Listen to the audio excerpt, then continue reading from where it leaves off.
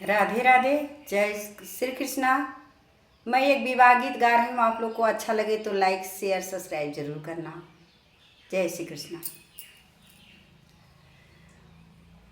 उखिया कठन कल की नारी, चलहो श्याम लई के कुदारी। उखिया कठन कल की आरी, चलहो श्याम लई के कुदारी। लई के कुदारी प्रभु लई के कुदारी। उखिया कठन कल की आरी, चलहो श्याम लई के कुदारी।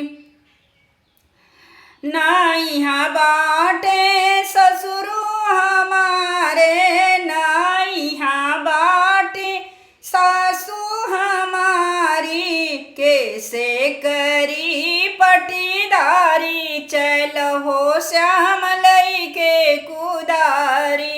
कैसे करी पटीदारी, चलहो श्याम लई के कुदारी।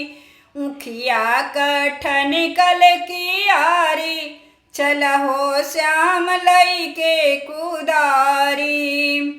ना यहाँ बाटे जेठ हमारे, ना यहाँ बाटे जेठानी हमारी। कैसे करी हम पटीदारी, चलहो श्याम लई के कुदारी। कैसे करी पटीदारी, चलहो श्याम लई के कुदारी। उखिया कठन कल की आरी, चलहो श्याम लई के कुदारी।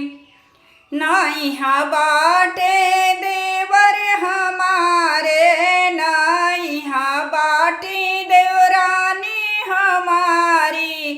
कैसे करी पटीदारी, चलहो श्याम लई के कुदारी। कैसे करी पटीदारी, चलहो श्याम लई के कुदारी। उखिया कठन कल की आरी, चलहो श्याम लई के कुदारी। लई के कुदारी श्याम लई के कुदारी। उखिया कठन कल की आरी, चलहो श्याम लई के कुदारी। उखिया कठन कल की आरी, चलहो श्याम लई के कुदारी। जय श्री कृष्ण।